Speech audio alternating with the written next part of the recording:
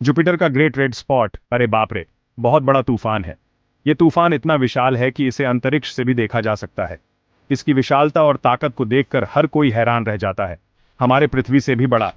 सोचिए, एक ऐसा तूफान जो हमारी पूरी पृथ्वी को निगल सकता है। ये सोचकर ही रोंगटे खड़े हो जाते हैं। सदियों से ये तूफान चल रहा है। ये तूफान न जाने कितने सालों से जुपिटर के वातावरण में घूम रहा है। इसकी उम्र का अंदाजा लगाना भी मुश्किल है। धरती पे बैठे बैठे वैज्ञानिक लोग अपने टेलीस्कोप से इसको देखते रहते हैं। वे इस तूफान के रहस्यों को समझने की कोशिश करते हैं। ये ग्रेट रेड स्पॉट ऐसे घूमता है जैसे कोई भंवर। इसकी गति और दिशा हमेशा बदलती रहती है, जिससे इसे समझना और भी मुश्किल हो जाता है। इसके अंदर बहुत तेज हवा चलती है। ये हवाएं इतनी तेज होती हैं कि वे किसी भी चीज को उड़ा सकती हैं। सोचो, सैकड़ों किलोमीटर प्रति घंटा। इतनी तेज हवाएं हमारी पृथ्वी पर कभी नहीं देखी गई। अब ये लाल रंग काहे का है, ये कोई नहीं जानता। ये रंग इस तूफान को और भी रहस्यमय बनाता है। हो सकता है हवा में कुछ केमिकल हैं जिनकी वजह से ये लाल दिखता है। वैज्ञानिक इस पर शोध कर रहे हैं, पर हाँ, ये धीरे धीरे छोटा हो रहा है। ये देखना दिलचस्प है कि ये तूफान कैसे बदल रहा है। क्यों, ये किसी को नहीं पता। वैज्ञानिक इस पर भी शोध कर रहे हैं कि ये तूफान क्यों सिकुड़ रहा है। फिर भी देखने में तो बड़ा कमाल का लगता है। इसकी सुंदरता और ताकत दोनों ही अद्वितीय हैं। जुपिटर के शक्तिशाली माहौल की याद दिलाता है ये तूफान हमें जुपिटर की अद्भुत और रहस्यमय दुनिया की झलक दिखाता है। जरा सोचो, आप इस ग्रेट रेड स्पॉट में गिर रहे हो। ये एक विशाल तूफान है जो सदियों से जुपिटर पर सक्रिय है। सबसे पहले आपको अमोनिया के बादल दिखाई देंगे। ये बादल इतने घने होते हैं कि सूरज की रोशनी भी मुश्किल से ही इनसे गुजर पाती है। ये बादल जुपिटर के वातावरण में बहुत ऊपर होते हैं। इनकी ऊंचाई इतनी होती है कि आप सोच भी नहीं सकते। बहुत ठंडे और घने होते हैं ये बादल। यहाँ तापमान इतना कम होता है कि पानी भी बर्फ बन जाता है। हमें तो यहाँ सांस भी नहीं ले पाएंगे। इतनी घनी गैसों में ऑक्सीजन की कमी होती है। जैसे जैसे आप नीचे जाते जाओगे, हवा आपको धक्का देती जाएगी।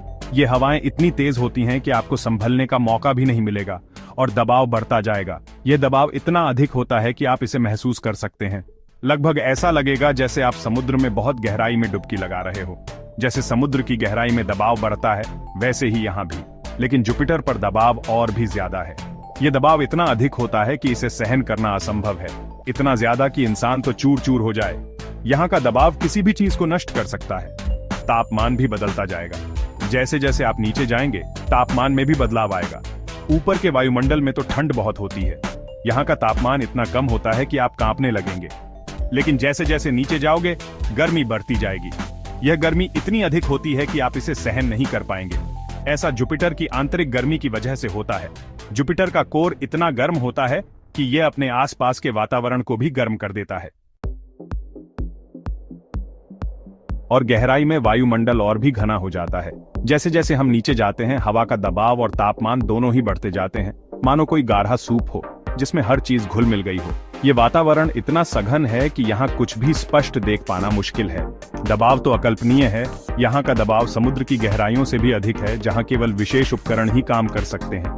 यहाँ कुछ भी कैसे जिंदा रह सकता है, सोचना मुश्किल है। ये एक ऐसा स्थान है जहाँ जीवन की संभावना न के बराबर है। तापमान बढ़ता ही जाता है। यहाँ का तापमान इतना अधिक है कि कोई भी सामान्य वस्तु पिघल सकती है। वैज्ञानिकों का मानना है कि जुपिटर का केंद्र धात्विक हाइड्रोजन से बना है। यह एक अत्यंत दुर्लभ और अनोखी अवस्था है। हाइड्रोजन की ये एक अजीबोगरीब अवस्था होती है जो केवल अत्यधिक दबाव में ही संभव है। ये बहुत ज्यादा दबाव में ही होती है। इस अवस्था को प्रयोगशालाओं में भी दोहराना बहुत कठिन है। ये केंद्र बहुत ज्यादा गर्म होता है। यहाँ का तापमान इतना अधिक है कि धातुएं भी पिघल सकती हैं। सच तो ये है कि हमें जुपिटर के केंद्र के बारे में ज्यादा कुछ नहीं पता। ये एक गूढ़ रहस्य है। ये एक रहस्य है जो अभी सुलझना बाकी है। वैज्ञानिक इस पर लगातार शोध कर रहे हैं। शायद किसी दिन हम वहां एक यान भेज पाएं। यह यान हमें जुपिटर के केंद्र के बारे में और जानकारी दे सकेगा। लेकिन उस यान को इतनी ज्यादा गर्मी और दबाव सहने लायक तो होना ही पड़ेगा। ये एक बड़ी चुनौती होगी। ग्रेट रेड स्पॉट का अध्ययन करके हम जुपिटर को समझने की कोशिश कर रहे हैं। इससे हमें गैस जाइंट्स, यानी ऐसे ग्रह जो ज्यादातर गैस से बने हैं, उनके बारे में जानकारी मिलती है। हमारे सौर मंडल में जुपिटर सबसे बड़ा गैस जाइंट है। इसको समझने के लिए हमें नई नई तकनीक की जरूरत है। अंतरिक्ष यान, टेलीस्कोप और भी न जाने क्या क्या। इन सब से मिलने वाली जानकारी से वैज्ञानिकों को जुपिटर के रहस्यों को उजागर करने में मदद मिलती है। सचमुच जुपिटर का ग्रेट रेड स्पॉट एक अद्भुत तूफान है। ये हमें हमारे ब्रह्मांड की शक्ति और रहस्यों की